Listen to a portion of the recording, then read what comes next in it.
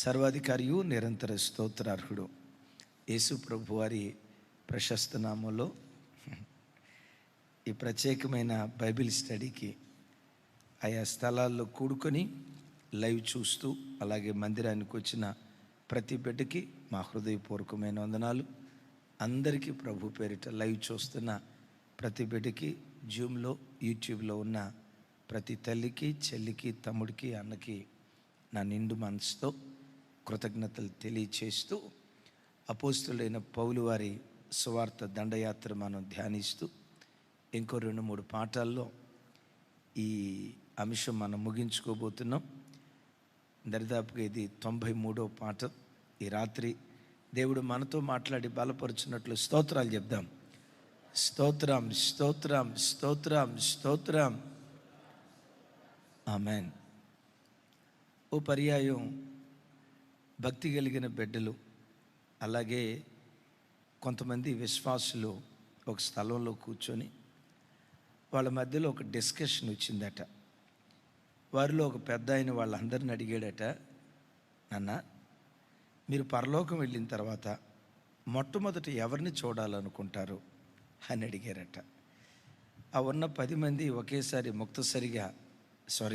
ఏకకంఠంతో అందరూ అన్నారట, యేసయ్యని చూడాలనే ఆశ మాకు చాలా ఉంది. పరలోకానికి వెళ్ళిన తర్వాత యేసయ్యని ముఖాముఖిగా చూస్తాం, అదే మా ఆశ అన్నారట. యేసు ప్రభు నమ్ముకున్న ప్రతి ఒక్కరికి పరలోకం వెళ్ళిన తర్వాత యేసయ్యనే చూడాలని ఉంటుందయ్యా. యేసయ్యని చూడాలని కాకపోతే దయ్యాన్ని చూడాలని ఉంటుందా? యేసయ్యని చూడాలనే ఉంటుంది. యేసయ్య తర్వాత ఎవరిని చూడాలనుకుంటారు? వెరీ నెక్స్ట్ యేసు ప్రభుని చూస్తాం. యేసు ప్రభు తర్వాత వెరీ నెక్స్ట్ ఎవరిని చూస్తారు మీరు అని అడిగితే ఈలోపు ఒక ఆయన అన్నాడట, యేసు ప్రభు తర్వాత నేను కలవాలనుకుంది మొట్టమొదట ఇస్కరియోతు యోధాను కలవాలనుకుంటున్నానయ్యా అన్నాడట. ఒరే పోయి ఇస్కరియోతు యోధాని ఎందుకు కలవాలనుకుంటున్నావు? అప్పుడు ఆయన చెప్పాడట, ఇంత నమ్మకమైన ప్రభువుకి ద్రోహం చేయాలనే మనసు నీకు ఎట్లొచ్చిందయ్యా? నమ్మకత్వానికి నిలువుటద్దం కదా యేసయ్య. ఇలాంటి మంచి దేవునికి, ఇలాంటి నమ్మకమైన దేవునికి అసలు నమ్మక ద్రోహం చేయాలనే ఆలోచన నీకు ఎట్లా వచ్చింది అని ఇస్కరియోతు యోధాను అడగాలనుకుంటున్నాను అని ఒక ఆయన అన్నాడట. ఇదేదో బాగుందే అని చెప్పి రెండో ఆయన అడిగారట, పరలోకానికి వెళ్తే ఎవరిని కలవాలని ఉంది నీకని. ఆయన అన్నాడట, నాకు అపోస్తుడైన పౌలును చూడాలని ఉందే. అయ్యా, శరీరంలో నువ్వు ఎంతో బలహీనుడు కదా, ఎంత బలహీనమైన శరీరంతో 2 ఖండాలు కదిలించే అద్భుతమైన శక్తిగా వాడబడ్డవే. అసలు ఈ శక్తి నీకు ఎక్కడి నుంచి వచ్చిందయ్యా? ఒక వ్యక్తి దేవుణ్ణి ప్రేమిస్తే ప్రేమించాడు, కానీ ఎంత పిచ్చి ప్రేమతో దేవుణ్ణి ప్రేమించటవా బాబోయ్! ప్రాణం కంటే ప్రభువుని ఎక్కువ ప్రేమించేవే. అసలు ఎంతగా ఆ దేవుణ్ణి ఎలా నువ్వు ప్రేమించగలిగేవయ్యా అని పౌలుని అడగాలనుకుంటున్నానయ్యా. యేసయ్య తర్వాత వెరీ నెక్స్ట్ నేను పౌలుని కలవాలనుకుంటున్నానయ్యా అని అన్నాడట. ఇది భలే ఉంది, నిజమే, పౌలుని కలవాలంటాం బాగానే ఉంది అని మూడో ఆయన అడిగారట, నీకెవరిని కలవాలని ఉందయ్యా అని.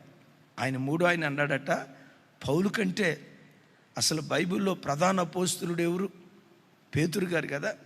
నాకు పేతురు గారిని కలవాలని అనుకున్నాం. పేతురు గారిని కలవాలని ఉందయ్యా అన్నాడట. ఎందుకయ్యా అంటే పేతురు చాలా దుడుకోడుగా. మనమందరం కోపం వస్తే పెట్టమని ఒక దెబ్బ కొడతాం.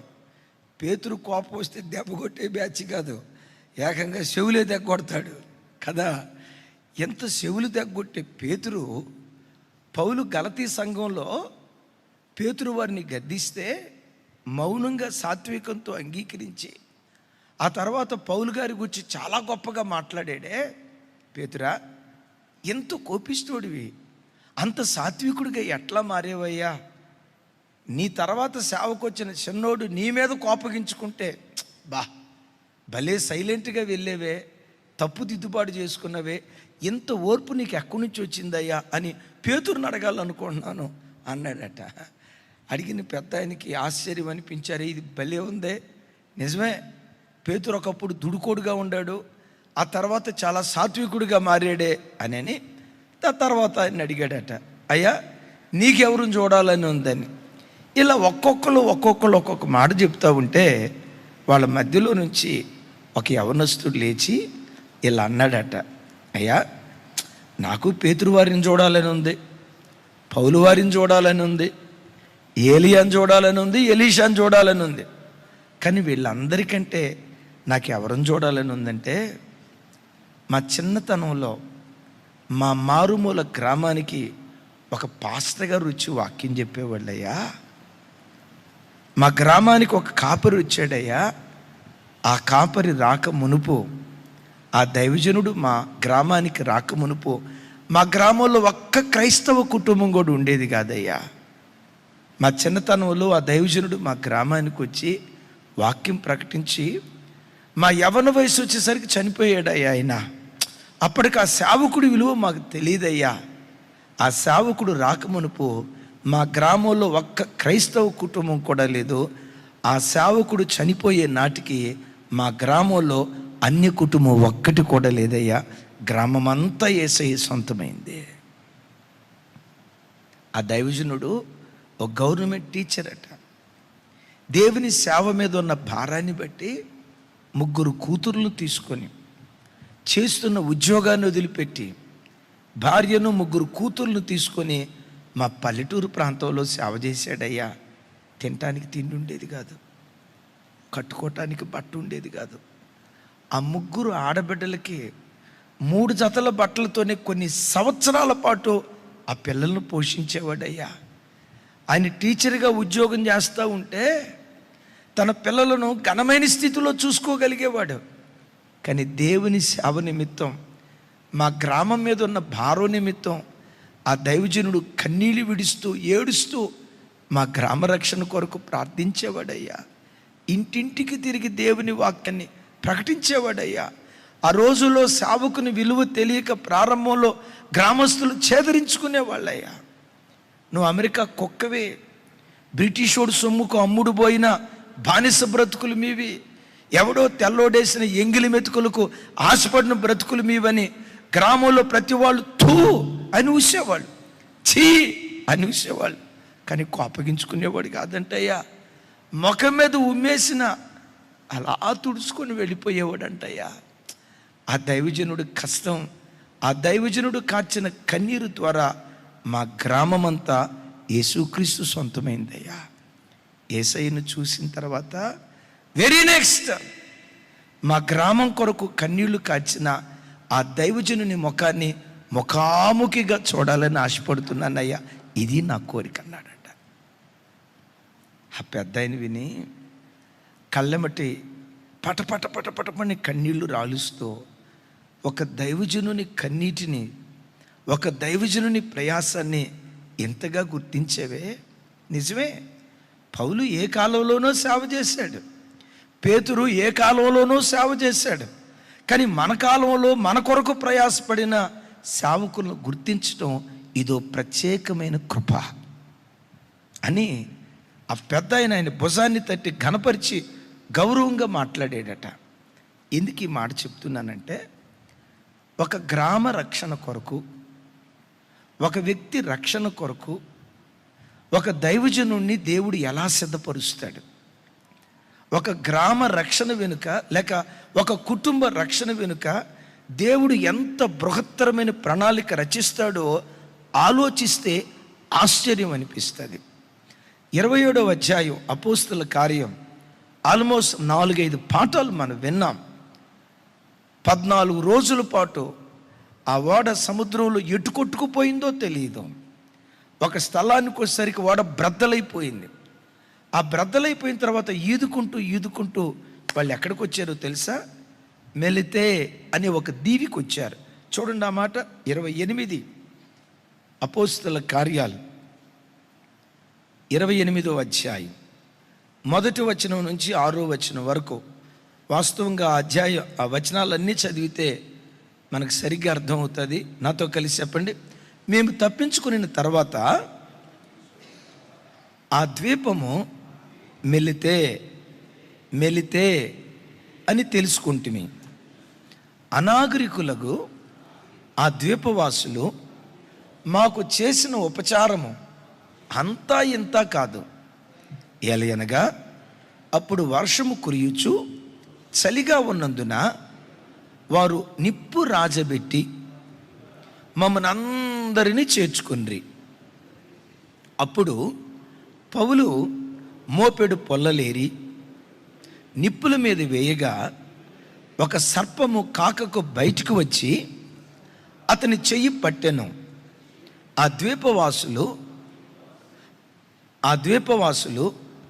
ఆ జంతువు అతని చేతిన వ్రేలాలుట చూచినప్పుడు పెద్దగా, నిశ్చయముగా ఈ మనుషుడు నరహంతకుడు, ఇతడు సముద్రము నుండి తప్పించుకొనినను న్యాయమాత ఇతనిని బ్రతకనీయదని. ఏ మాత? రైట్, మంచిది మాత, మంచిది. నాతో కలిసి చెప్పండి. న్యాయమాత ఇతనిని బ్రతకనీయదని తమలో తాము చెప్పుకొనిరి. నెక్స్ట్, అతడైతే ఆ విష జంతువును అగ్నిలో జాడించి వేచి ఏ హానియు పొందలేదు. వారతని శరీరము వాచునో లేక అతడు అకస్మాత్తుగా పడి చచ్చునో అని కనిపెట్టుచుండిరి. చాలాసేపు కనిపెట్టుచుండిన తర్వాత అతనికి ఏ హానియు కలగకుండాటు చూచి ఆ అభిప్రాయము మాని ఇతడొక దేవత అని చెప్పసాగిరి. సరేనా? బాగుందా? సరే, 7వ వచనం కూడా చూడండి. 7వ వచనం, పొప్లి అను ఒకడు ఆ ద్వీపములో ముఖ్యుడు స్నేహభావంతో ఆతిథ్యం ఇచ్చాను. కొంచెం ముందుకి, నెక్స్ట్ 8. పొప్లి యొక్క తండ్రి జ్వరము చేత రక్తభేది చేత బాధపడుచు పండుకొని ఉండెను. పౌలు అతని యొద్దకు వెళ్ళి ప్రార్థన చేసి అతని మీద చేతులుంచి స్వస్థపరిచెను. ఆమెన్. విన్నారా? జరిగిన సంభవాలన్నీ మీరు విన్నారు.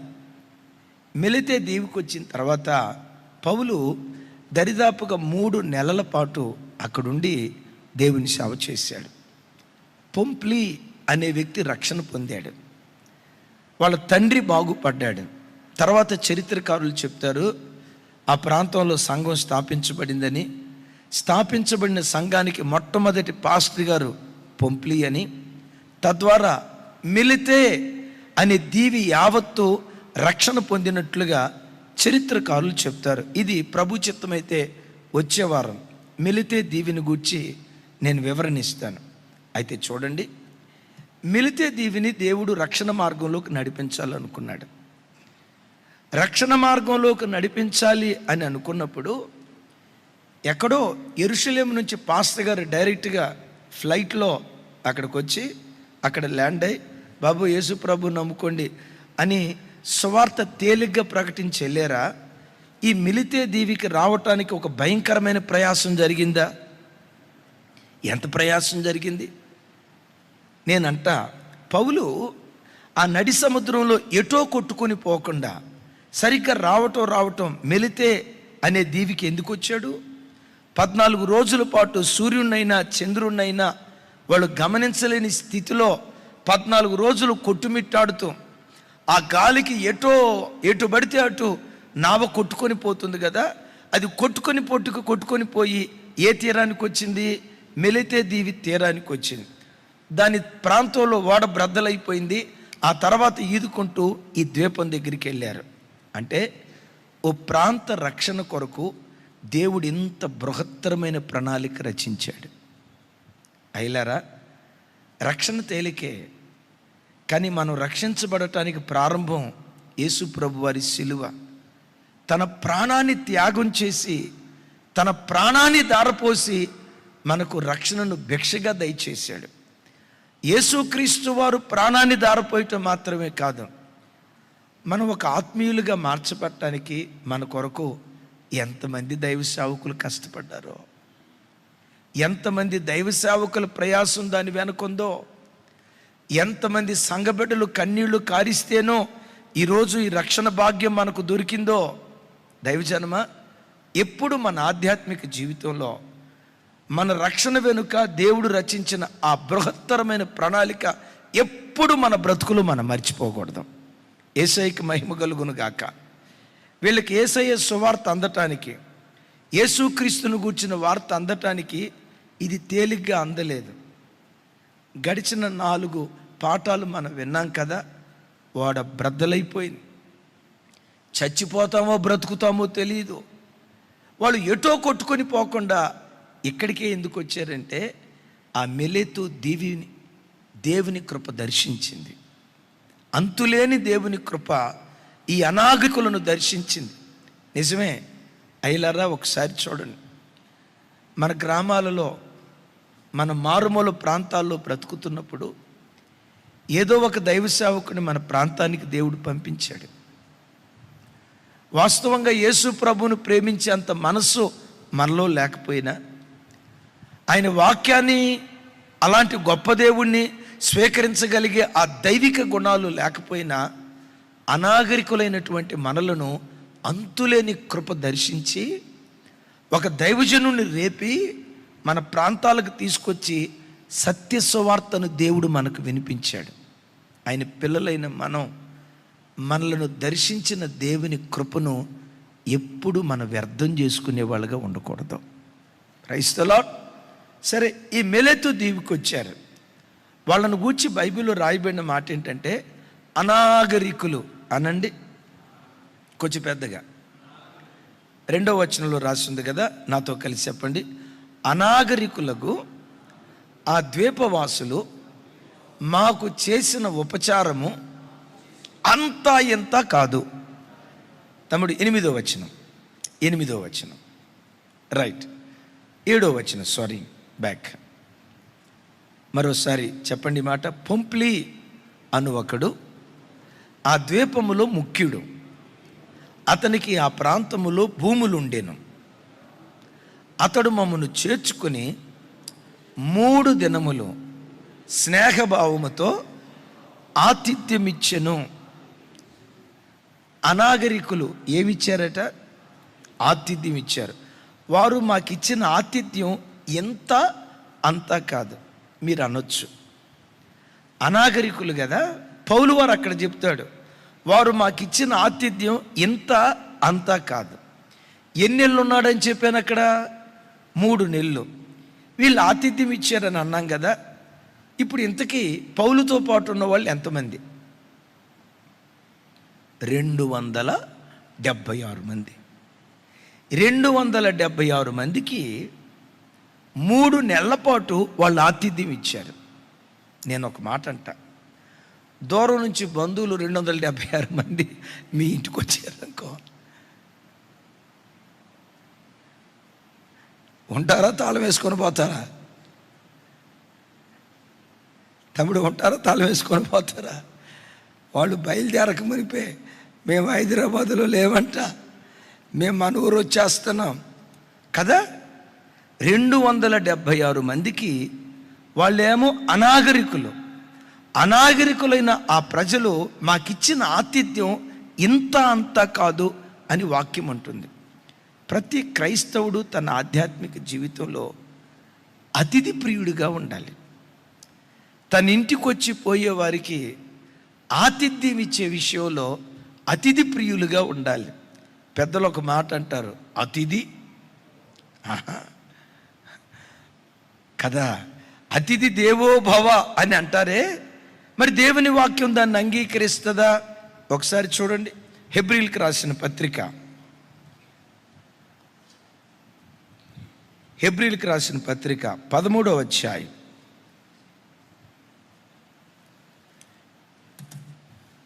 1-2 వచనాలు నాతో కలిసి చెప్పండి.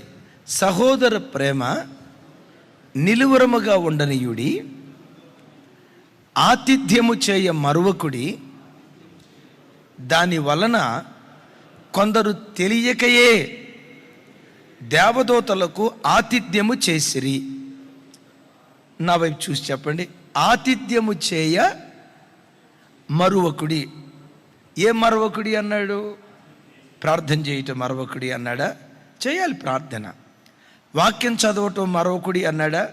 చదవాలి వాక్యం. సంఘానికి క్రమంగా రావటం మరొకడి అన్నాడా? సంఘానికి క్రమంగా రావాలి.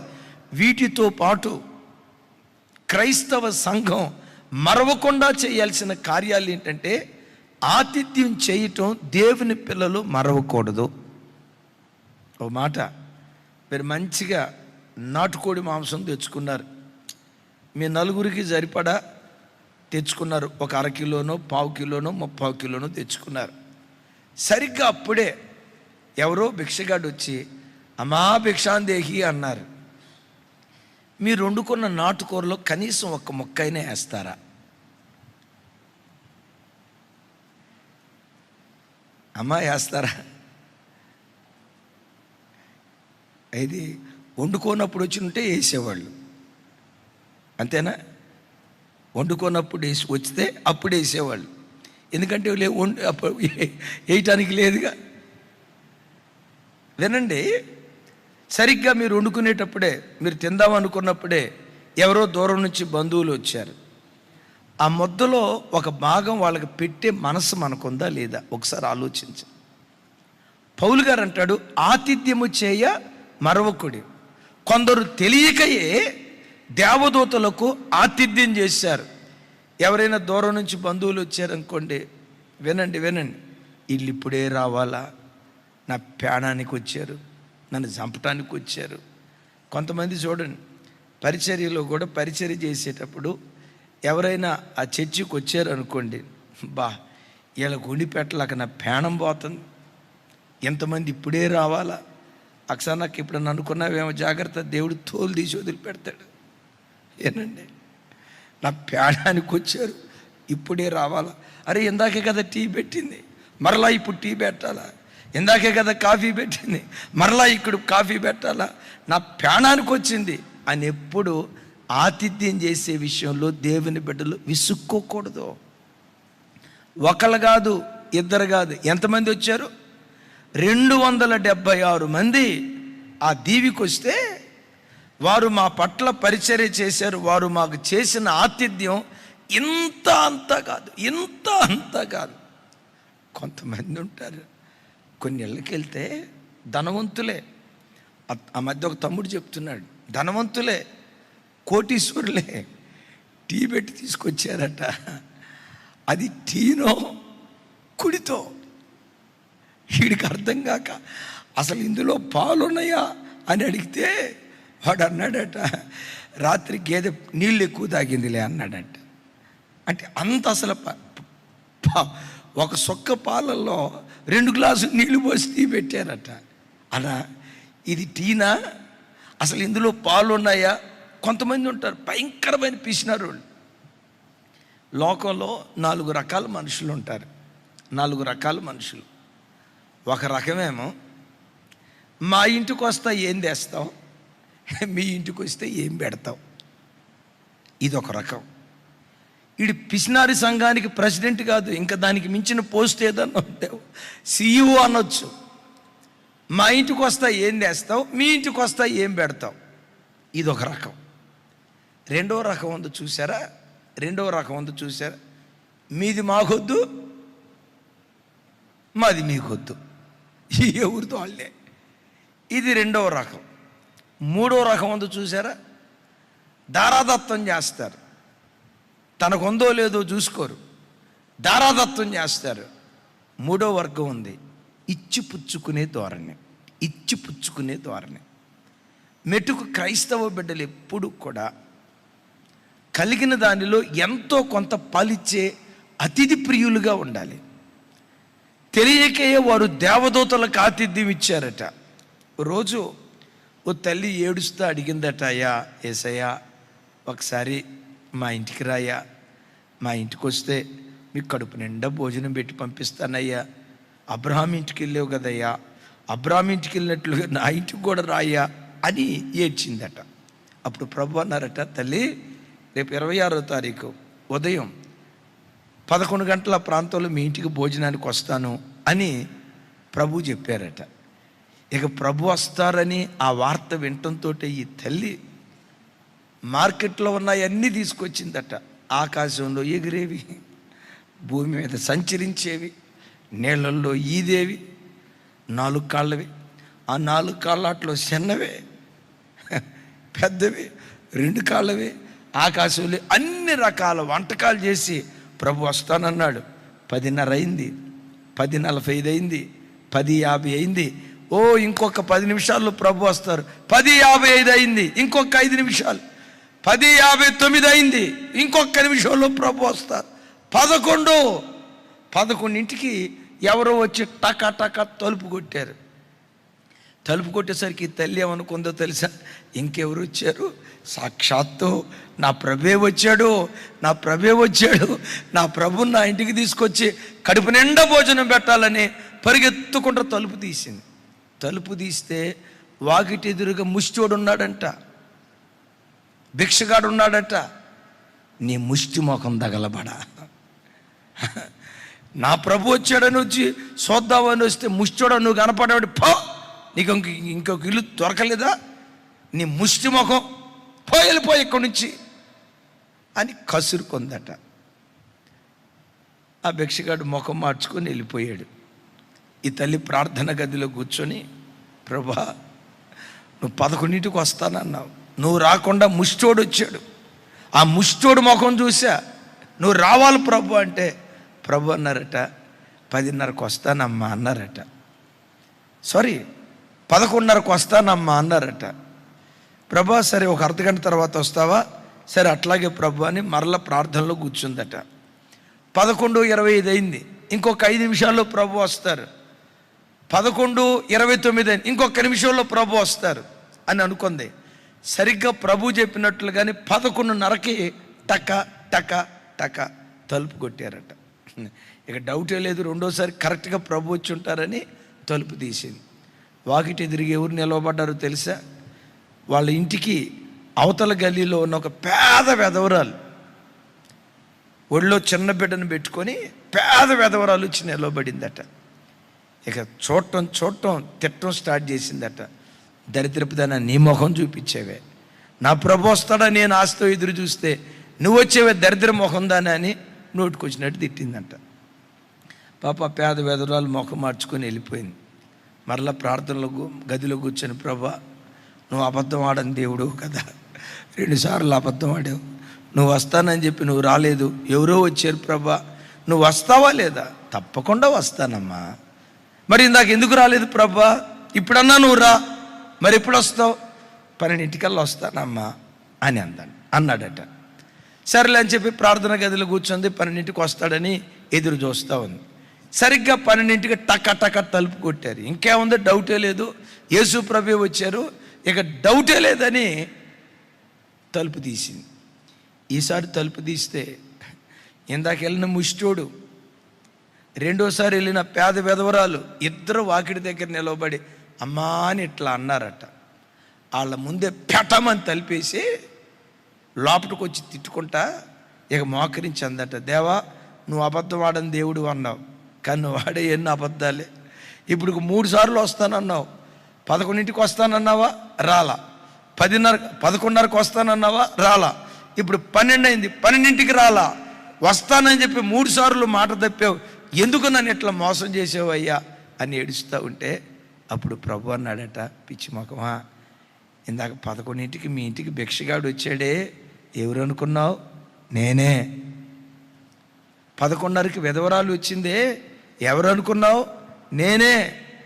12ంటికి ఇద్దరు వచ్చారన్నావే, వాళ్ళు ఎవరు అనుకున్నావు? నేనే.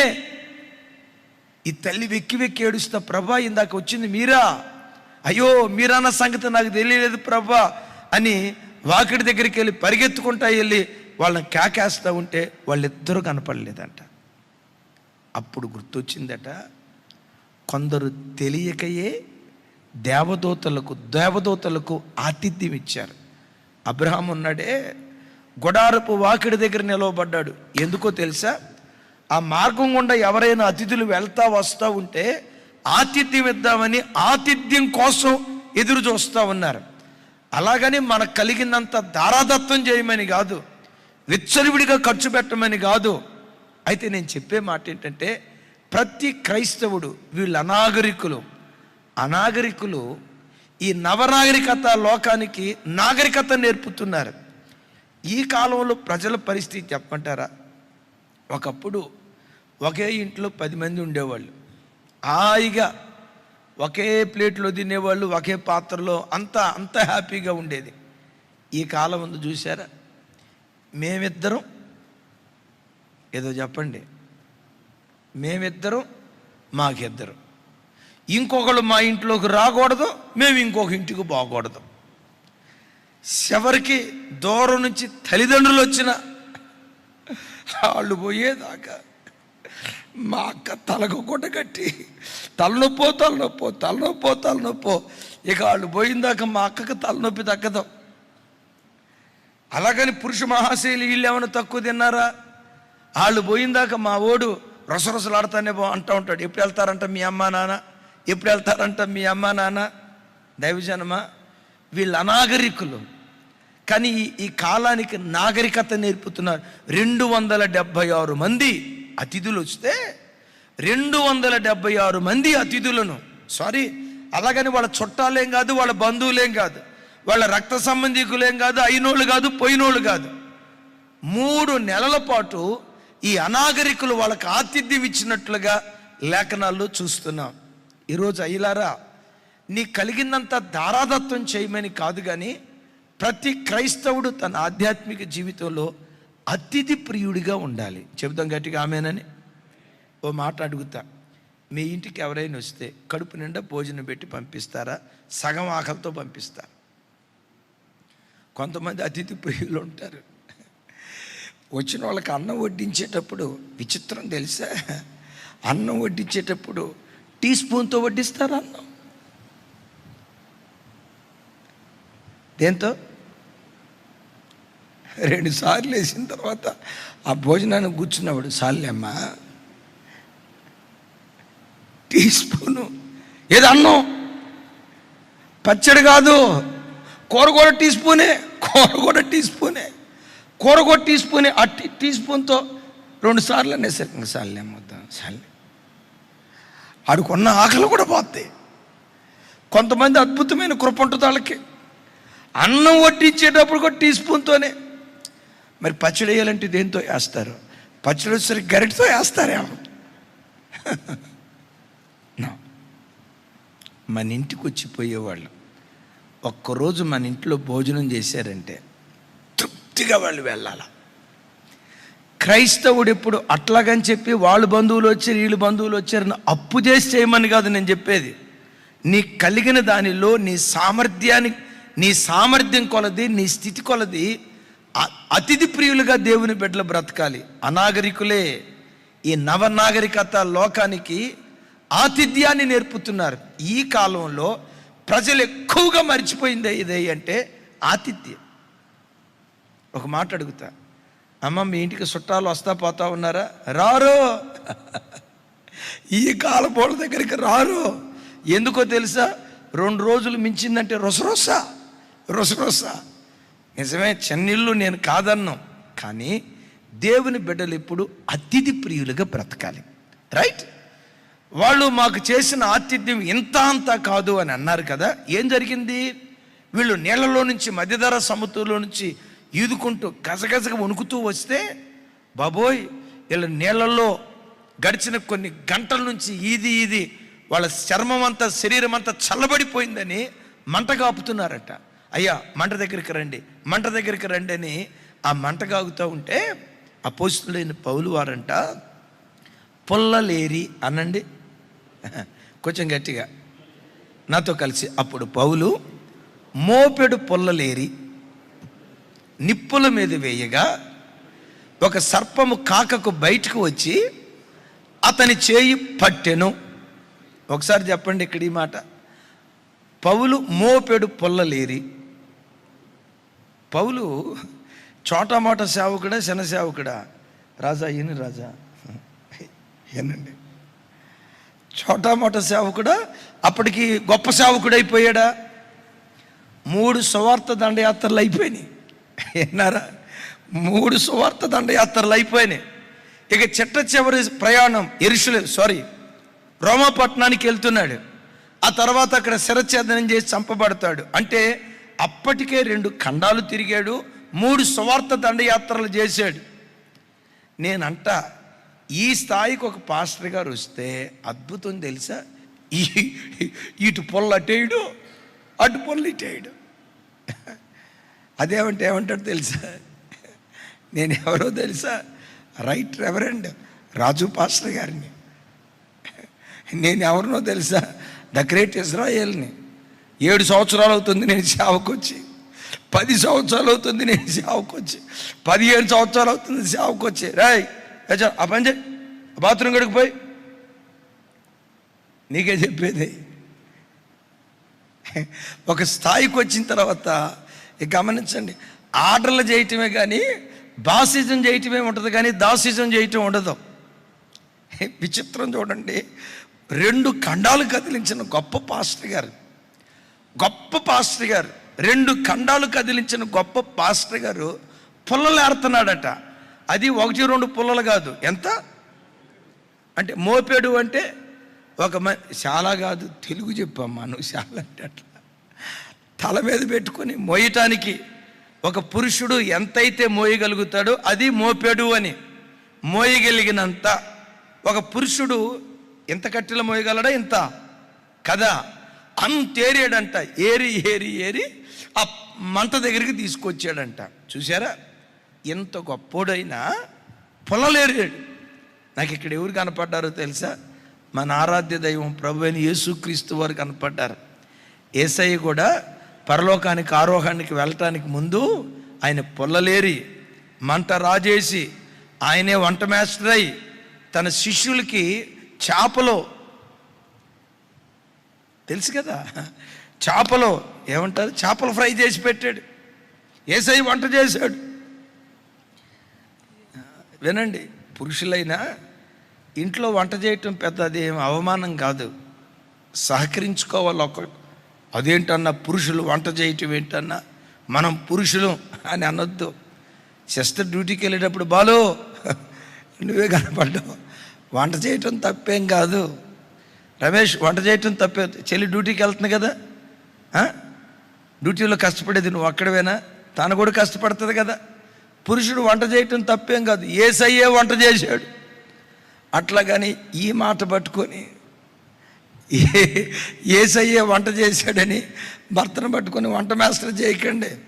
ఆ మధ్య ఓ తల్లి అడిగిందట, ఏమండి కాస్త బెడ్ కాఫీ పెట్టుకురండి అని అందట.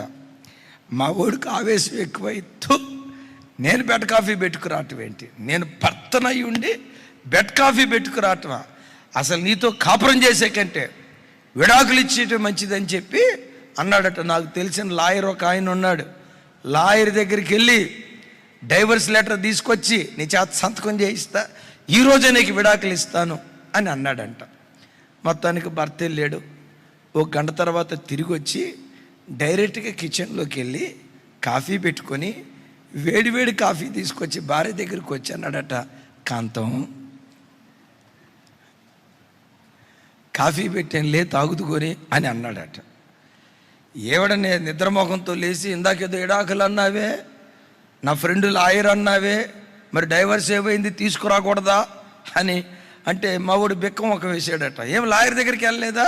వెళ్ళా, మరి డైవర్స్ లెటర్ ఏది? అప్పుడు భర్త అన్నాడట, లాయర్ దగ్గరికి వెళ్తే మా లాయర్ అంట్లు తవ్వుతున్నాడు. కిటికీలో నుంచి అట్లాగే చూసా. అంట్లు అయిన తర్వాత బట్టలారేయటానికి బాల్కనీ మీదకి పోయాడు. మా లాయర్ని చూసిన తర్వాత మా లాయర్ కంటే నా లైఫే సో బెటరు. సో నీ కాఫీ ఏం కర్మ, రేపు వంట కూడా చేసి పెడతాను అన్నాడట. అట్లాగని వంట చేయటం అదే అవమానం కాదు. ఒకరి పరిచర్యలో, ఒకరి పనిలో ఒకరు పాలిభాగస్తులు అవటం ఇది ధర్మమే.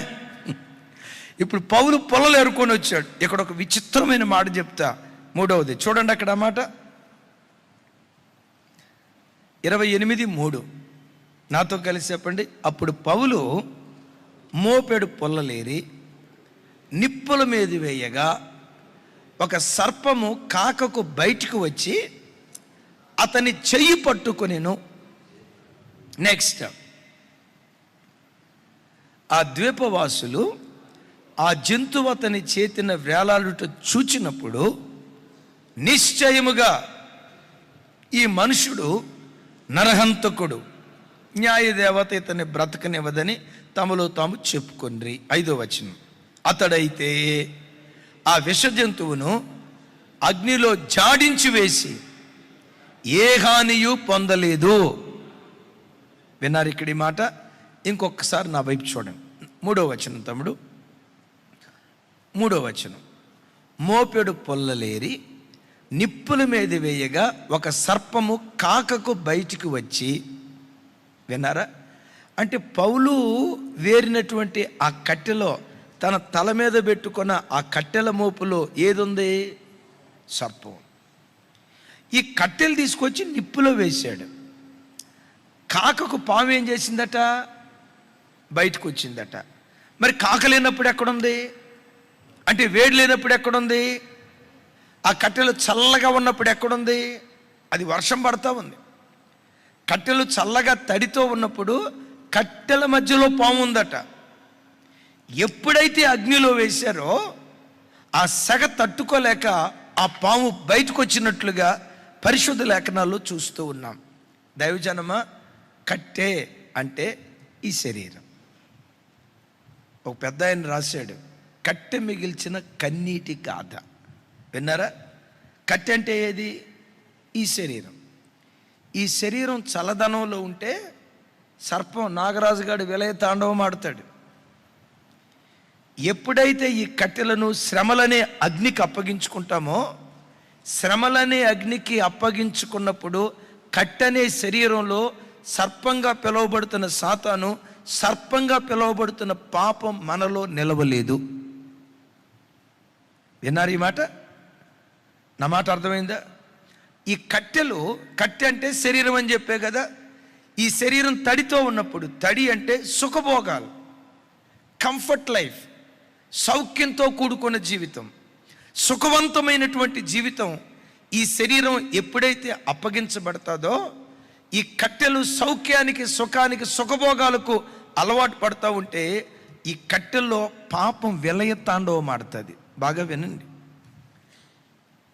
దావీదు గారు రాజుగా ఉన్న కాలంలో యుద్ధానికి వెళ్ళాల. యుద్ధానికి వెళ్ళకుండా ఎక్కడున్నాడు? ఇంట్లో ఉన్నాడు. దావీదు గారు ఒక మాట అన్నాడు, సాయంకాలము నేను చేతులెత్తుట నైవేద్యం వల్లే ఉంది, నా ప్రార్థన నీ సన్నిధికి ధూపంలాగా చేరుతుంది అని అంటాడు. అంటే సాయంకాలం అయినప్పుడు దావీదు ఏం చేసేవాడు? చేతులెత్తి ప్రార్థించేవాడు.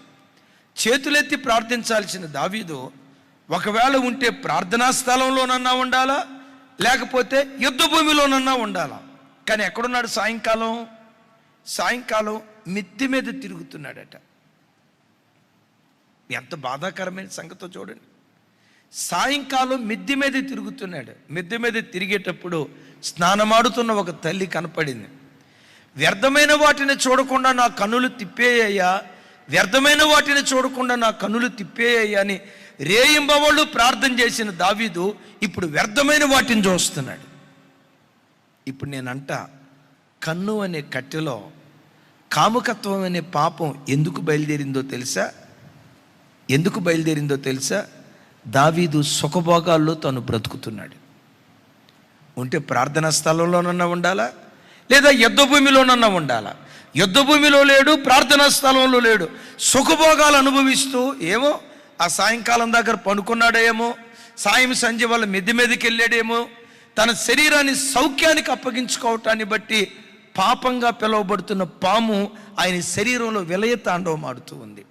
అయ్యలారా, అమ్మలారా, ఏ వ్యక్తి అయితే తన శరీరాన్ని శ్రమకు అప్పగించుకుంటాడో, శ్రమకు అప్పగించుకునే శరీరములో పాపం ఏలుబడి చేసే అవకాశం చాలా తక్కువ ఉంటుంది.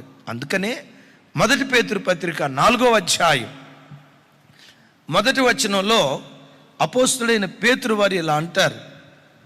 రైట్, నాతో కలిసి చెప్పండి. క్రీస్తు శరీరమందు శ్రమపడిన గనుక మీరును అట్టి మనస్సును ఆయుధముగా ధరించుకొనుడి. శరీర విషయములో శ్రమపడిన వాడు శరీరమందు జీవించు మిగిలిన కాలము ఇక మీదట మనుజాసలను అనుసరించి నడుచుకొనక దేవుని ఇష్టానుసారంగానే నడుచుకొనున్నట్లు పాపముతో జోలి ఇక నేమియూ ఉండదు. విన్నారా? క్రీస్తు శరీరమందు ఏమయ్యాడట? శ్రమ పడ్డాడు. మీరును అట్టి మనస్సును ఆయుధంగా ధరించండి.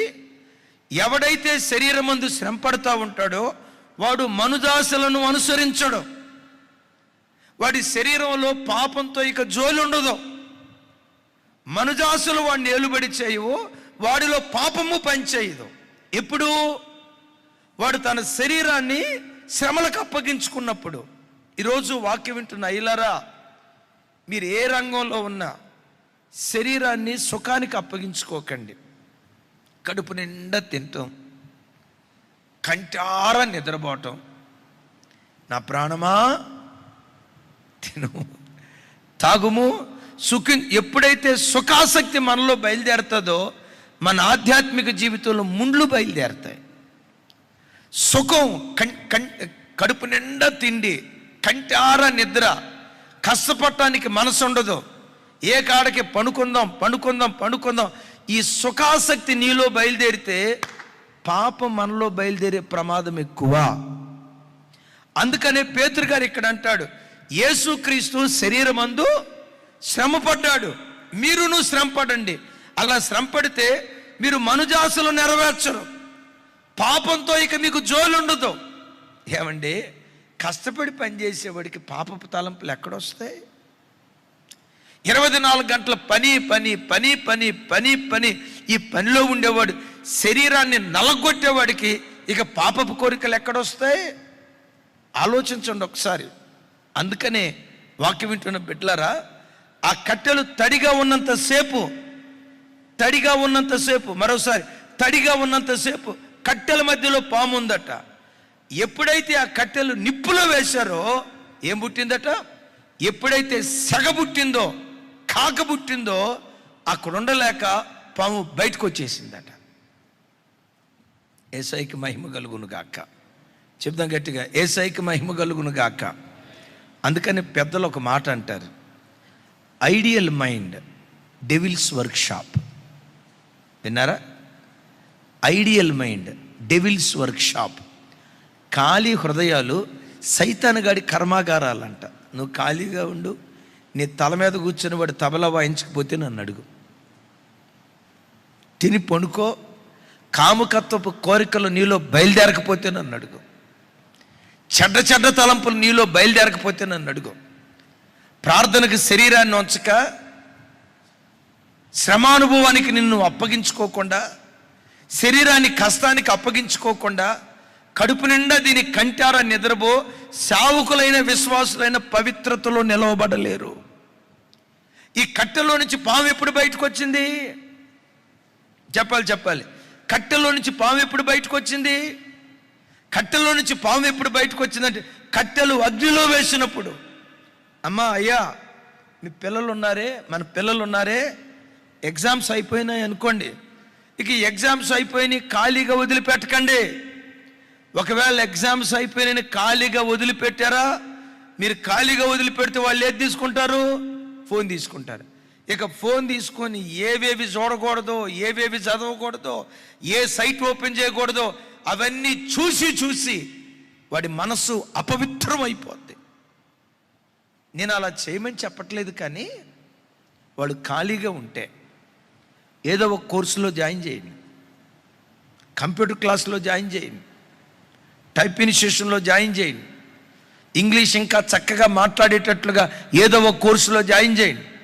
ఏదో సెలవు దినాలా చర్చిలో ఏదైనా వాయిద్యాలు నేర్పుతూ ఉంటే ఆ వాయిద్యాలు నేర్పే పనిలోనైనా జాయిన్ చేయండి. అది కాకుండా హాలిడేస్లో నాన్న చదువుకున్నావు కదా, కష్టపడి ఎగ్జామ్స్ అయిపోయినాయి కదా, ఇక నువ్వు ఖాళీగా ఉండు అని పిల్లల్ని ఖాళీగా పెట్టారా? మరలా చెప్తున్నాను, ఐడియల్ మైండ్ డెవిల్స్ వర్క్షాప్. మన ఆరాధ్య దైవం ప్రభు అయిన యేసుక్రీస్తు వారు ఉన్నారు. పగలంతా గ్రామాలు తిరిగేవాళ్ళు, రాత్రంతా ఒలీవల కొండ దగ్గరికి వెళ్ళి ప్రార్థన చేసేవాళ్ళు. రాత్రి ప్రార్థన, పగలు పని. శరీరమందు క్రీస్తు శ్రమ పడ్డాడు గనుక ఏ పాపం ప్రభువులో ఏలుబడి చేయలా. మరొకసారి చెప్తున్నాను, తల్లులారా, తండ్రులారా, సెలవులు రాబోతున్నాయి, పిల్లలకి ఎగ్జామ్స్ అయిపోతాయి.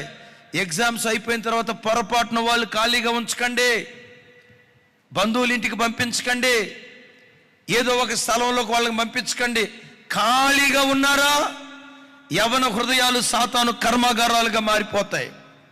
శరీరమందు శ్రమపడువాడు మనుజాశలను నెరవేర్చడు, పాపంతో వాడికి ఇక పాలు ఉండదు అని మాట్లాడుతున్నాడు. మంచిది.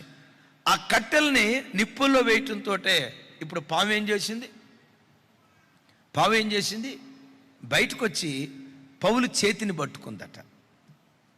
చూసారా, కట్టెల్లో నిప్పులో వేసిన పాము వదిలిపెట్టల. పాము పౌలును పట్టుకుంటే అక్కడ చక్కటి మాట రాసు. 4వ వచనం చూడండి. నెక్స్ట్ రైట్, నాతో కలిసి చెప్పండి. అతడైతే ఆ విష జంతువును అగ్నిలో జాడించి వేయటం అంటే చెప్పాలి. జాడించడం అంటే పాముని చూసి పామ్మ నువ్వు బామ్మ వెళ్ళిపో అరే వెళ్ళిపో, మామూలు స్మూత్గా నెట్టడం కాదు. ఏం చేసింది? జాడించడం అంటే కొంచెం గట్టిగా, జాడించడం అంటే నాజుగ్గా చెప్పటమా? పోమ్మ నువ్వంటే నాకేసం వద్దులేపో అని నాజుగ్గా చెప్పలా. ఏం చేశాడట? జాడించి వదిలిపెట్టాడట. దైవజనమా, నీ జీవితంలో పాపాన్ని ఎంత అసహించుకుంటావో అంత పవిత్రంగా బ్రతకటానికి దేవుడు కృప చూపిస్తాడు. పెద్దగా చెప్దాం ఆమేన్. పాపాన్ని ఎంత అసహించుకుంటావో అంత పవిత్రంగా బ్రతకటానికి దేవుడు కృప చూపిస్తాడు. మరలా చెప్తున్నాను, పవిత్రంగా బ్రతికే విషయంలో నువ్వు ఎంత రోషంగా మాట్లాడతావో, ఎంత రోషంగా బ్రతుకుతావో, నీ వైపు నా వైపు చూడ, నీ వైపు శత్రువు చూడటానికి భయపడతాడు. మీరు కాలేజీకి వెళ్ళినప్పుడు ఎవడో పోగిరోడు మీ వెనకబడి మీ నంబర్ ఇస్తారా అని అడిగారు. ఆ మాట అంటంతో అట్లా నంబర్ ఇస్తే మా అమ్మోళ్ళు ఊరుకోరు, మా అమ్మోళ్ళకి అసలు ఇష్టం ఉండదు.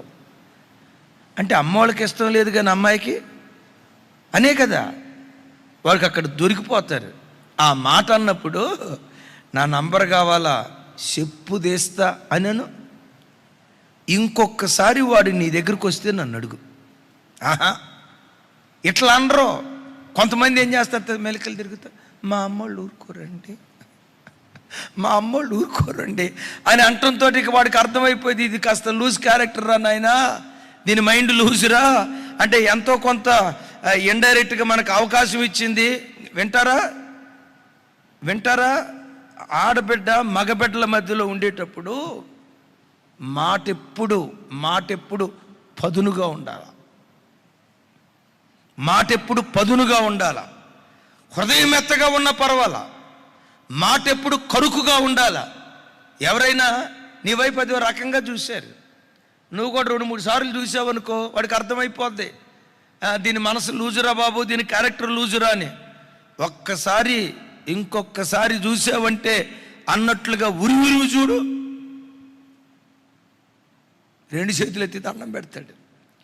పౌలు తన చేతి మీద సర్పం ఉండటం చూసి, పామ్మ నాకు అట్ట ఇష్టం లేదమ్మా, పామ్మ వద్దన్నాగా, వెళ్ళిపో అని అల్లా. ఏం చేశాడంట?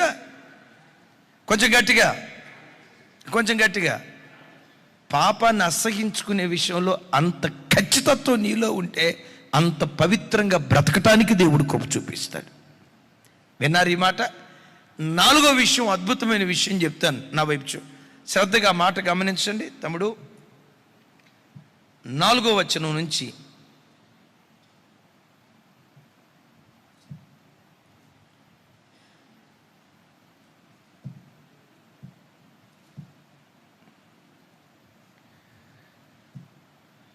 సంఘం ఇక్కడ ఒక దివ్యమైన పాఠం నేర్చుకోవాలి. బహు చక్కటి విషయం. మనం ఎప్పుడూ తొందరపడి ఎవరికి తీర్పు తీర్చకూడదు. ఎవరైనా శ్రమల మధ్యలో ఉంటే ఇట్టే మనం నోరు పారేసుకొని మాట్లాడకూడదు అనే ఒక పాఠం మనకి ఇక్కడ దేవుడు నేర్పుతాడు. చూడండి, ఆ ద్వీపవాసులు, పెద్దగా చెప్పండి, ఆ జంతువు అతని చేతిన వేలాడుట చూచినప్పుడు నిశ్చయముగా ఈ మనుషుడు నరహంతకుడు, ఇతడు సముద్రము నుండి తప్పించుకొనినను న్యాయమాత ఇతనిని బ్రతకనియదని తమలో తాము చెప్పుకొనిరి. ఒకసారి నా వైపు చూడండి. చేతి మీద ఏం వేలాడుతుంది? అది మామూలు పామా, విషసర్పమా? విషసర్పం అని రాస్తుంది. ఆ విషసర్పం పౌలును కాటేయటానికి ఉంది. ఇప్పుడు 276 మంది అక్కడ ఉన్నారు. ఏది? సముద్రంలో నుంచి ఓడ బ్రద్దలైతే రేవుకు చేరిన వాళ్ళు మొత్తం ఎంతమంది? 276. 276 మంది ప్రయాణికులు మాత్రమే కాదు, ఆ మెలెతు దీవిలో చలిమంట దగ్గర చాలామంది ఉండొచ్చు. అది మనం ఎంతో స్పెసిఫిక్గా చెప్పలేం, కానీ 276 మంది ఉన్నారు. ఈ 276 మందిలో ఆ విషసర్పం ఎవరి చేతి మీద పడింది అంటే తతిమ 275 మంది చేతిలో ఆ సర్పం బళ్ళ. ఇప్పుడు పౌలును కాటేయటానికి ఉంది. పౌలును కాటేయటానికి సిద్ధంగా ఉంటే వీళ్ళేమనుకున్నారు తెలుసా? వీడు నరహంతకుడు. వాస్తవంగా వాడెందుకు బ్రద్దలైపోయింది? ఈ నరహంతకుని బట్టే వాడు బ్రద్దలైపోయింది. అందులో వాడు చావాల్సింది, కానీ సావకుండా బతుకు జీవుడాన్ని తప్పించుకొని వచ్చాడు కదా. తప్పించుకొని వచ్చిన న్యాయమాత ఇతన్ని వదలలేదు. అంటే ఇంతకీ ఏది న్యాయమాత? చెప్పాలి. న్యాయమాత ఇతనిని వదలలేదు. ఇతడు నరహంతకుడు గనుక వీని నరహత్య దోషం వీని మీదకి రావటాన్ని బట్టి సర్పం కాటేయటానికి సిద్ధంగా ఉందని వీళ్ళు జడ్జిమెంట్ చేస్తున్నారు. దేన్ని బట్టి? సర్పం 275 మంది మీదకి వెళ్లకుండా ఇతని మీదకి వెళ్ళిందంటే ఇతడు నరహంతకుడు జడ్జిమెంట్ చేశారు. నా వైపు చూడండి. పౌలు నరహంతకుడా? చెప్పాలి. పౌలు నరహంతకుడా? పౌలు తప్పు చేసినోడా? పౌలు ఏమైనా పాపం చేశాడా? అంటాడు కదా, నేను క్రీస్తును పోలి నడుచుకున్న ప్రకారం మీరును నన్ను పోలి నడుచుకున్నది అని అన్నాడు. ఎంత గొప్ప భక్తుడే! ఎంత గొప్ప భక్తుడిని పట్టుకుని వాళ్ళు ఏమంటున్నారు? నరహంతకుడు అంటున్నారు. మరలా అడుగుతా, ఎందుకు అతని నరహంతకుడు అన్నారు? సర్పం అతని మీద ఉంది కాబట్టి, కాటేయటానికి సిద్ధంగా ఉంది కాబట్టి. కొన్నిసార్లు బిడ్డలారా, ఎవరైనా సంఘానికి వచ్చే బిడ్డలో ఎవరైనా రోగంతో వచ్చారనుకోండి, ఒక మాట క్యాన్సర్ వ్యాధి వచ్చిందమ్మా అని చెప్పారనుకోండి, కొంతమంది అజ్ఞానంతో ఏమంటారు తెలుసా? ఏ పాపం చేసిందో ఈ రోగం వచ్చింది. ఎప్పుడు పొర్రపాటున ఎదుటి వ్యక్తి అనుభవిస్తున్న శ్రమను బట్టి మనం జడ్జి చేయకూడదు. ఎంత ప్రార్థన చేసినా ఎవరైనా పేదరికంలో ఉన్నారనుకోండి, వాళ్ళు ఎందుకు పేదరికంలో ఉన్నారండి? వాళ్ళంత భక్తి కలిగిన వాళ్ళు కాదండి.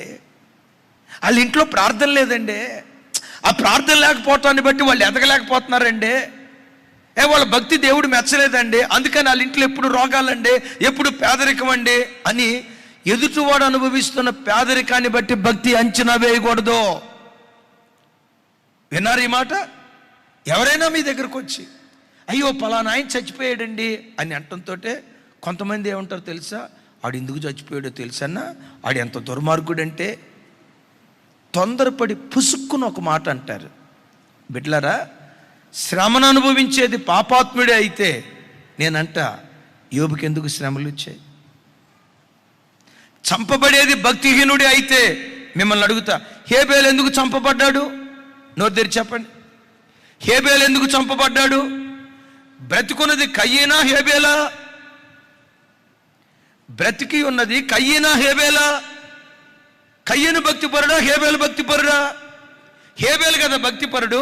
మరి భక్తిపరుడేమో చచ్చిపోయాడు, భక్తిలోడేమో బ్రతికున్నాడు.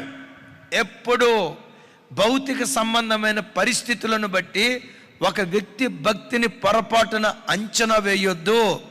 వీళ్ళు పేదోళ్ళుగా ఉన్నారంటే వీళ్ళు భక్తిహీనులండి, వీళ్ళకు రోగం వచ్చిందంటే వీళ్ళు భక్తిహీనులండి, ఏ పాపం చేయటాన్ని బట్టి వీళ్ళకి కష్టం వచ్చిందో. ఎప్పుడు తొందరపడి వ్యక్తులకు మనం తీర్పు తీర్చకూడదు. ఇప్పుడు యోబు శ్రమల పాలయ్యాడు. యోబు శ్రమల పాలైనప్పుడు స్నేహితులు వచ్చి ఏమంటారో తెలుసా? 2 మాటలు గుర్తుకు తెస్తా చూడండి. యోబు గ్రంథం 8వ అధ్యాయం 11వ వచనం. నాతో కలిసి చెప్పండి. బురద లేకుండా జమ్ము పెరుగునా, నీళ్లు లేకుండా రెల్లు మొలుచునా, చాలు మరొకసారి చూపించుతాడు. బురద లేకుండా జమ్ము పెరుగునా, నీళ్లు లేకుండా యోబు దగ్గరికి స్నేహితుడు వచ్చి మాట్లాడతాడు. యోబో, నీకు ఈ కష్టాలు ఎందుకు వచ్చినాయి అనుకుంటున్నావు? ఈ శ్రమలు ఎందుకు వచ్చినాయి అనుకుంటున్నావు? ఒంటి నిండా కురుపులు వచ్చినాయే, చెలపెంకుతో గోక్కునే దుస్థితి ఎందుకు వచ్చింది అనుకుంటున్నావు? ఒకే రోజు 10 మంది పిల్లలు ఎందుకు చచ్చిపోయారు అనుకుంటున్నావు? ఏ దేశంలో ధనవంతుడిగా ఉన్నావో అదే దేశంలో నువ్వు ఎందుకు దరిద్రుడు అయిపోయావు? ఈ కష్టాలు ఎందుకు వచ్చినాయి అనుకుంటున్నావు? బురద లేకుండా జమ్ము పెరుగుతుందా అంటే దీని అర్థం ఏంటి? నీలో పాపం లేకుండా ఇన్ని కష్టాలు నువ్వు అనుభవిస్తున్నావా? ఈ కష్టాలు నువ్వు అనుభవించడానికి కారణం ఏంటంటే నువ్వు చేసిన పాపమే, నీ పిల్లలు చేసిన పాపమే, నీ ఇంటి వారు చేసిన పాపాన్ని బట్టే నీ ఇంట్లో ఇన్ని సమస్యలు పెరుగుతూ వచ్చాయి. దీనికి సామెత ఏమంటున్నాడు? బురద లేకుండా జమ్ము పెరుగునా, నీలో పాపం లేకుండా ఈ కీడు నీ ఇంట్లో నుంచి వస్తుందా? అదే మనోళ్ళు అంటారు కదా, నిప్పు లేకుండా పొగ రాదంటారే, నీలో పాపం లేకుండా ఈ కష్టాలన్నీ ఊరకొచ్చాయి అనుకుంటున్నావా అని యోబును గూర్చి అన్నారు. దైవజనమా, ఆ తర్వాత యోబు స్నేహితులను దేవుడు గద్దించినట్లుగా లేఖనాల్లో మనం చూస్తూ ఉన్నాం. ఎందుకు? ఊరకనే తీర్పు తీర్చారు. అయ్యలారా, నా వైపు చూడండి. మీ కళ్ళ ముందు ఎవరైనా శ్రమల మధ్యలో కొట్టుమిట్టాడుతూ ఉంటే చేతనైతే ఆదరించు, ఇంకా చేతనైతే వాళ్ళ కొరకు ప్రార్థన చేయి. పొర్రపాటున తీర్పు తీర్చుకో. ఆడి ఎంత దుర్మార్గుడో తెలుసండి, అందుకనే వాడికి యాక్సిడెంట్ అయింది. పొర్రపాటు. వాడు ఎంత దుర్మార్గుడండి, అందుకనే వాడు అప్పుల పాలైపోయాడు. వాడు ఎంత దుర్మార్గుడండి, అందుకనే వాడికి పిల్లలు పుట్టలేదు. వాడు ఎంత దుర్మార్గుడండి, వాడికి ఎందుకంత అప్పులు ఉన్నాయి అనుకున్నారు, వాడు దుర్మార్గుడండి. ఎప్పుడు పొరపాటున నీ కళ్ళకు కనబడిన దాన్ని బట్టి పొరపాటున తీర్పు తీర్చుకో. ఇప్పుడు పౌలు వారిని చూసి వీళ్ళు మాట్లాడే మాట ఏంటి? 276 మందిలో ఈ ఒక్క వ్యక్తి మీదకి ఈ ఒక్క వ్యక్తి మీదకి సర్పం ఎందుకు వెళ్ళింది? ఇతడు నరహంతకుడు కాబట్టి కాటేయటానికి న్యాయదేవత సిద్ధంగా ఉంది అన్నారు. నా ప్రభు బిడ్డలారా, ఈ పాఠం మనకు నేర్పుతున్న దివ్యమైన సందేశం, అనాగరికంగా ఎప్పుడు మనం ఎవ్వరికీ తీర్పు తీర్చొద్దు. Praise the Lord. పాపాత్ముడే నిజంగా కీడు అనుభవిస్తాడు అని అనుకుంటే, పాపాత్ముడే చంపబడతాడు అని అనుకుంటే, బాప్తిస్మం ఇచ్చి యోహాను ఎందుకు చంపబడ్డాడు? అసలు అక్కడ దాకా ఎందుకండి? మన ఆరాధ్య దైవం ప్రభు అయిన యేసుక్రీస్తు వారు ఆయన చంపబడిన విధానం చూడండి. అందుకని ఎప్పుడు తొందరపడి ఎవ్వరికీ మనం తీర్పు తీర్చొద్దు. నిన్ను చూసి ఎవరైనా గుసగుసలాడారా, నిన్ను చూసి ఎవరైనా నిందించారా, నీవు అనుభవిస్తున్న శ్రమను చూసి ఇది ఎంత పాపం చేయటాన్ని బట్టో ఈ చిన్న వయసులో ఈ రోగం వచ్చింది, దీని బుద్ధి మంచిది కాదు, దీని మనసు మంచిది కాదు, వీడు పాపాత్ముడు కాబట్టి ఈ రోగం వచ్చింది, వీడు పాపాత్ముడు కాబట్టి ఈ సమస్యలు అనుభవిస్తున్నాడు, ఎవరైనా నిన్ను నిందిస్తున్నారా? నీ విషయమై యోబు పక్షాన వేద్యమాడినట్లుగా నీ పక్షాన తప్పకుండా దేవుడు వేద్యమాడతాడు. నిందించిన వ్యక్తుల ఎదుటే 2 ఘనత దేవుడు నీకు అనుగ్రహిస్తాడు. యోబుకి లేదా? యోబు దేవుడే నీ దేవుడు, తప్పకుండా దేవుడు నీకు అనుగ్రహించునుగాక. అయితే ఈ అనాగరికుల ఆరాధన చూడండి ఒకసారి, వింటున్నారా? ఈ అనాగరికుల ఆరాధన, లోకభక్తుడేమో విన్నారా? ఈ అపోస్తుల కార్యం రాసింది లోకభక్తుడు. పావును పట్టుకొని ఏమంటాడు? జంతువు అంటాడు, అది విష సర్పం అని అంటాడు. వీళ్ళేమంటున్నారు? చెప్పాలి, న్యాయం దేవత కాదు మాత, న్యాయమాత అన్నారు. ఇట్లా జాడించేసరికి నిప్పుల మీద పడిపోయింది, కాలిపోయింది. ఎవరు కాలిపోయారు ఇప్పుడు? చెప్పాలా? ఎవరు కాలిపోయారు ఇప్పుడు? నిప్పుల్లో న్యాయమాత కాలిపోతుంది. నిప్పుల్లో న్యాయమాత కాలిపోయేసరికి ఇప్పుడు వీళ్ళు ప్లేటు పిరమాయించి పౌలును పట్టుకొని ఏమంటున్నారు? దేవత అంటున్నారు. అయ్యా, నీ ఆరాధన అనాగరికంగా ఉండకూడదు. మనుషులను ఆరాధించి ఆరాధికులుగా బ్రతకూడదు. ప్రకృతిని ఆరాధించి ఆరాధికులుగా బ్రతకూడదు. దేవుడు సృష్టించిన సృష్టిని ఆరాధించి ఆరాధికులుగా బ్రతకూడదు. ప్రతి క్రైస్తవుడే కాదు, భూమి మీద బ్రతుకుతున్న ప్రతి మనుషుడు సృష్టిని కాదు ఆరాధించాల్సింది, సృష్టిని సృష్టించిన సృష్టికర్తను ఆరాధించి ఆరాధికులుగా బ్రతకాలి. మనుషుడెప్పుడు, అది ఏ కులస్తుడైనా, మనుషుల చేత తయారు చేయబడిన వారు, మరలా చెప్తున్నా, మనుషుల చేత తయారు చేయబడిన వారిని కాదు ఆరాధించాల్సింది. ఏ దేవుడు తన చేతులతో మనుషులను తయారు చేశాడో, మనుషులను తయారు చేసిన దేవుణ్ణి ఆరాధించాలి. సృష్టిని సృష్టించిన దేవుణ్ణి ఆరాధించాలి. నీ ఆరాధన అనాగరికంగా ఉండకూడదు. గట్టిగా చెప్దాం ఆమేన్. బైబిల్లో ఒక మాట రాసింది. ఏమని రాసిందంటే, దేవుడు ద్వితీయోపదేశ కాండంలో చెప్తాడు, ఇశ్రాయేలీలారా, మీరు ఆకాశ సైన్యమును చూసి మరులు గొల్పబడి సూర్య చంద్ర నక్షత్రాదులకు మీరు నమస్కారం చేస్తారేమో, తస్మాత్ మీరు నమస్కారం చేయొద్దు. విన్నారు ఈ మాట?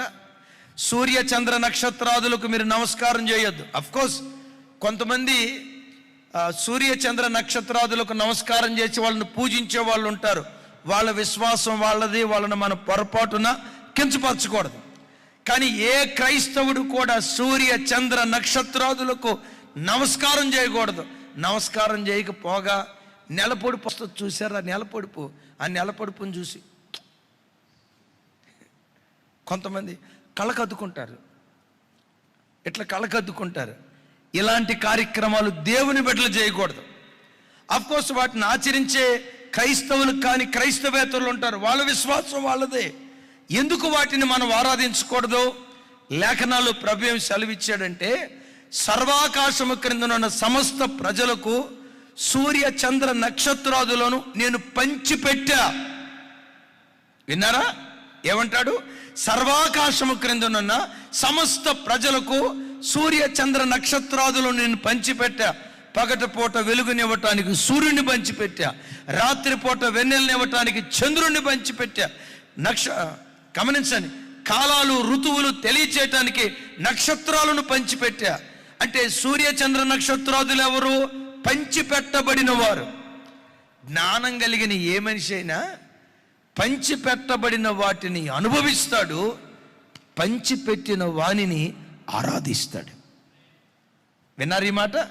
పంచిపెట్టబడిన వాటిని అనుభవిస్తారు, పంచిపెట్టిన వానిని ఆరాధిస్తారు. సూర్య చంద్ర నక్షత్రాదులు ఎవరు? సృష్టికర్త అయిన దేవుని చేత పంచిపెట్టబడిన వారు. వారిని మనం అనుభవిస్తూ వాటిని మనకు పంచిపెట్టిన దేవునిని మాత్రమే మనం ఆరాధించే ఆరాధికులుగా బ్రతకాలి. మన ఆరాధనలో అనాగరికత ఉండకూడదు. ఆమేన్ చెప్దాం గట్టిగా.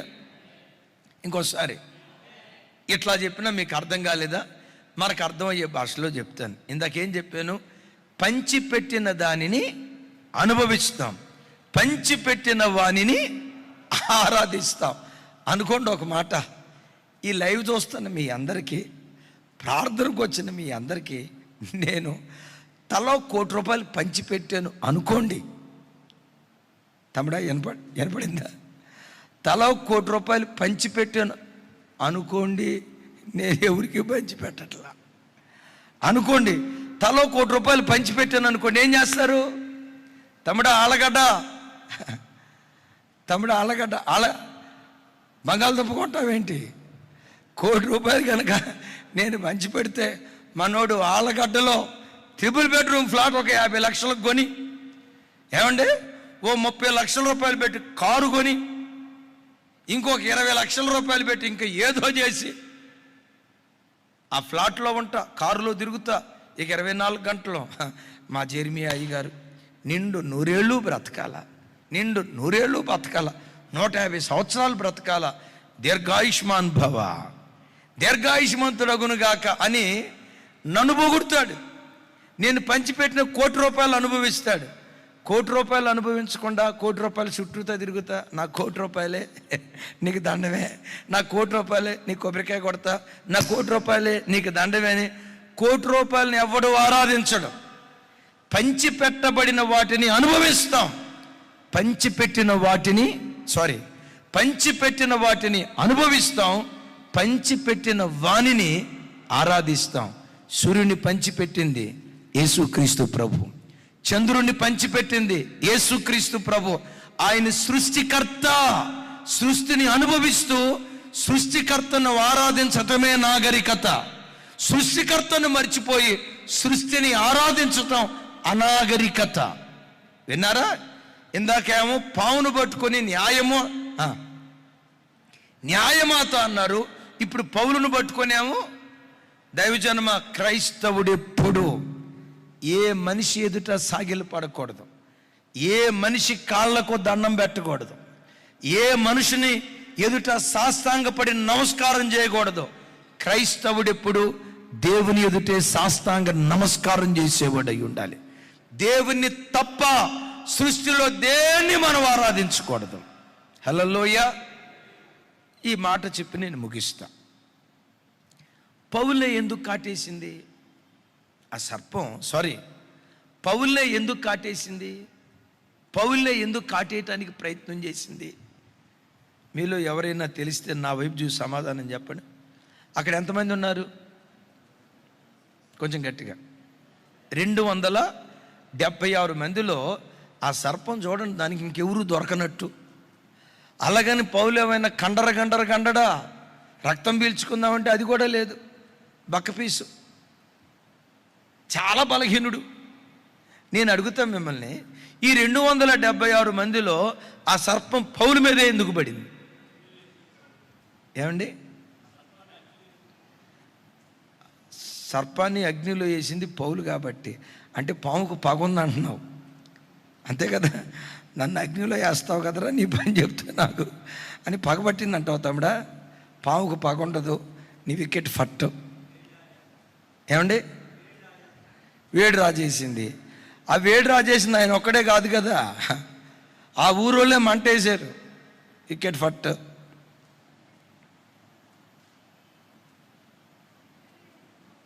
అమ్మా, పుల్లలేరింది పౌలు ఏరింది మోపాడు. 276 మంది ఉన్నారు, వాళ్ళందరికీ మోపాడు. కట్టలు సరిపోతాయా? 276 అంటే ఎంతమ్మా? ఈ చర్చి అంత మంటేయాల, అంత చుట్టూత. ఈయన ఏరింది మోపాడు, చాలామంది ఏరారు. కాదు, వింటారా? ఇప్పుడు నేను అడుగుతా, 276 మందిలో దేవుని బిడ్డ ఎవరు? పౌలే. విన్నారా? దేవుని బిడ్డ ఎవరు?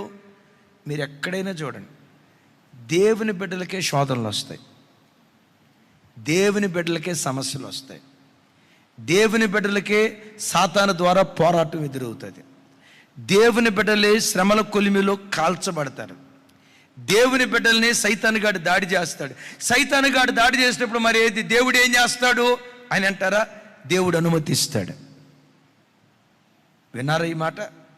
సైతానుగాడు దేవుని బిడ్డలను దాడి చేసినప్పుడు దేవుడు అనుమతిస్తాడు. ఎందుకో తెలుసా? దేవుడు ఆ స్థలంలో మహిమపరచబడటానికి శ్రమను అనుమతిస్తాడు. ఇప్పుడు పౌలును పట్టుకొని వాళ్ళు ఏమన్నారు? ఇప్పుడు చివరిలో ముందేమన్నారు? నరహంతకుడు అన్నారు. ఇప్పుడు ఏమన్నారు? బాబాయ్ నరహంతుడు కాదు నాయన, ఈయన సాక్షాత్తు. అరే చెప్పండి సార్. మొదట నరహంతకుడు అన్నారు, ఇప్పుడేమన్నారు? బాబోయ్ నరహంతకుడు కాదు, ఈయన సాక్షాత్తు దేవత అని మాట్లాడారు. దేవుడు ఆ స్థలంలో ఏమయ్యాడు? మహిమపరచబడ్డాడు. నా ప్రభు పిల్లలారా వినండి, నీ జీవితంలో నీకు ఎదురయ్యే ప్రతి శ్రమ దేవుడు ఎందుకు అనుమతిస్తాడో తెలుసా? తన మహిమ కొరకు దేవుడు అనుమతిస్తాడు. విశ్వసించు. ఎన్ని శ్రమలన్నా రాని, నీ జీవితంలో నువ్వు ఎదుర్కొనే ప్రతి శ్రమ మహిమ కొరకే దేవుడు అనుమతించాడు. ఏ శ్రమ నిన్ను నాశనం చేయటానికి రాలా, నీకు కీడు చేయటానికి రాలా, నిన్ను బూడిద చేయటానికి రాలా, నీ జీవితం అంతం చేయటానికి రాలా. నీ జీవితంలో నువ్వు ఎదుర్కొనే ప్రతి శ్రమ దేవుడు తన మహిమ కొరకే అనుమతించాడు. నేను మిమ్మల్ని ఒక మాట అడుగుతాను, దేవుడు ఎర్ర సముద్రాన్ని 2 పాయలుగా చీల్చాడు అని చెప్పుకోవటానికి కారణం ఎర్ర సముద్రం అనే శోధన ఉండటాన్ని బట్టే కదా. సముద్రాన్ని దేవుడు 2 పాయలు చీల్చాడు, అబ్బా దేవుడు ఎంత గొప్పవాడో అని మనం చెప్పుకోవటానికి కారణం ఎర్ర సముద్రం అనే సమస్య ఇజ్రాయేల్ జీవితాల్లో రావటాన్ని బట్టే దేవుడు మహిమపరచబడ్డాడు. గట్టిగా చెప్తాం ఆమేన్, గట్టిగా చెప్తాం ఆమేన్.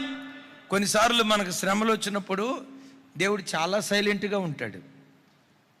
నాయనా నువ్వు దిగిరా అని అన్నా కూడా ఆయన రాడు. చాలా సైలెంట్గా ఉంటాడు.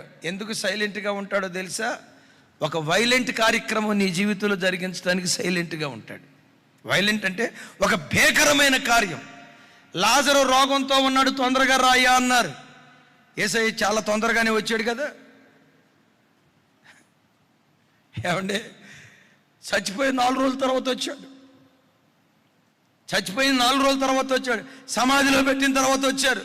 సమాధిలో పెట్టుకొని 4 రోజులు అవుతుంది. ఎందుకు ఆయన 4 రోజుల తర్వాత వచ్చారో తెలుసా? ఇప్పుడు సమాధి దగ్గరికి వచ్చి లాజరా బయటికి రా అన్నారు. విచిత్రం తెలుసా? ఆ లాజరు సమాధిలో నుంచి ఎట్లా బయటకు వస్తే గ్రామం చూసి ఆశ్చర్యపోయింది. ఎస్, ఈ దేవుడు పునరుద్ధానపు శక్తి కలిగిన వాడు. ఈ దేవుడు మృతులను కూడా సజీవులుగా లేపగలిగిన వాడు. కుళ్ళు పట్టిపోయిన శవాన్ని కూడా లేపగలిగిన శక్తివంతుడని ఆ గ్రామమంతా విశ్వసించడానికి కారణం ఏంటంటే యేసుక్రీస్తు వారు ఆలస్యం చేయటాన్ని బట్టే.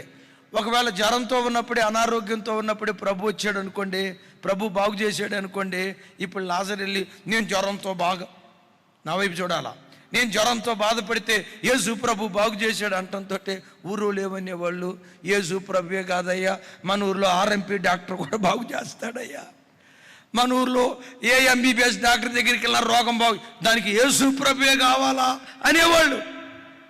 నా ప్రభు పెట్టారా, ఒక గొప్ప అద్భుత కార్యం నీ జీవితంలో జరిగించడానికే దేవుడు ఆలస్యం చేస్తాడు. నీ జీవితంలో ఎదురయ్యే ప్రతి శ్రమ ద్వారా ఆయనకు మహిమ తెచ్చుకోవటానికే దేవుడు శ్రమలు అనుమతిస్తాడు. కొన్నిసార్లు నేను ఎందుకు పేద స్థితిలోకి తీసుకెళ్తాడో తెలుసా? ఆ పేద స్థితిలో నేను ఉంచడు. ఒకరోజు ఆ పేద స్థితిలో నుంచి లేవనెత్తి శిఖరం మీద కూర్చోబెడతాడు. నీ చుట్టూతా నీతో కలిసి బ్రతికిన ప్రజలు, అరే ఒకప్పుడు ఇటు తినటానికి కూడా గతి లేనోడ్రా, మన కళ్ళ ముందు ఎట్లా ఎదిగాడో కదా. అప్పుడు వాళ్ళు అంటారు, వీళ్ళు ఆరాధించే దేవుడు శక్తివంతుడురా, ఏవైనా చేయగలడరా, పెంట కుప్పల మీద పడిపోయిన దీన దరిద్రులను లేవనెత్తి సింహాసనం మీద కూర్చోబెట్టగలడరా అని ఆయనకు మహిమ తెచ్చుకోవటానికి నీ బ్రతుకులో నా బ్రతుకులు శ్రమలు అనుమతిస్తాడు. ఇందాక చూసాం కదా, పౌలు చేతి మీద సర్పం పడినప్పుడు ఏమన్నారు వాళ్ళు? ఏమన్నారు? నరహంతకుడు అన్నారు. ఇప్పుడు వాళ్ళు ఏమంటున్నారు? నరహంతకుడు కాదయ్యా, నువ్వు దేవతవయ్యా అన్నారు. దేవుడు ఆ స్థలంలో పౌలు జీవితంలో జరిగిన శ్రమ ద్వారా మహిమపరచబడ్డాడు. అనాగరికులకు ఒక నాగరికత కలిగిన పాఠాన్ని నేర్పాలని, నైనా ఆ సర్పం కాదు దేవుడు, ఈ పౌలు కాదు దేవుడు, ఈ సృష్టిని సృష్టించిన సృష్టికర్త దేవుడని వాళ్ళ మనోనేత్రాలు ఆ శ్రమ ద్వారా దేవుడు వెలిగించాడు. ఈ వాక్యం వింటున్న అయ్యలారా, ఏ శ్రమతో నువ్వు పీడించబడుతున్న విశ్వసించు, నీ బ్రతుకులో ఎదురయ్యే ప్రతి శ్రమ నీ చుట్టూతో ఉన్న వాళ్ళ మనోనేత్రాలు వెలిగించి దేవుడు మహిమపరచబడటానికే ఆ శ్రమను అనుమతించాడని, శ్రమల్లో కూడా ప్రభుని స్తుతించే వ్యక్తులుగా బ్రతుకుదుముగాక. ఆమేన్. మంచిది, ప్రార్థన చేసుకుందాం. దేవుడు వినిపించిన మాటలన్నిటిని బట్టి ఈ తరానికి నాగరికత నేర్పుతున్న అనాగరికులు, ఒకటి, అనాగరికులను దర్శించిన అంతులేని దేవుని కృప, అనాగరికులు నేర్చుకున్న నాగరికత పాఠం, అగ్నిలో నిలవలేకపోయిన అపవాది కాల్చివేయబడ్డాడు. అనాగరికుడిగా ఆలోచించుకో, ఎవరికైనా శ్రమ కలిగితే వాడు చేసిన పాపాన్ని బట్టే వచ్చిందని. అనాగరికునిలాగా ఆరాధించుకో, సృష్టిని ఆరాధించుకో. అనాగరికులకు నాగరికత నేర్పే దేవుడు ఒక అద్భుతం. నిజదేవుడు ఎవరో దేవుడు అక్కడ ఆ పాఠం నేర్పాడు. అట్టి కృప దేవుడు మనందరికీ దయచేయునుగాక.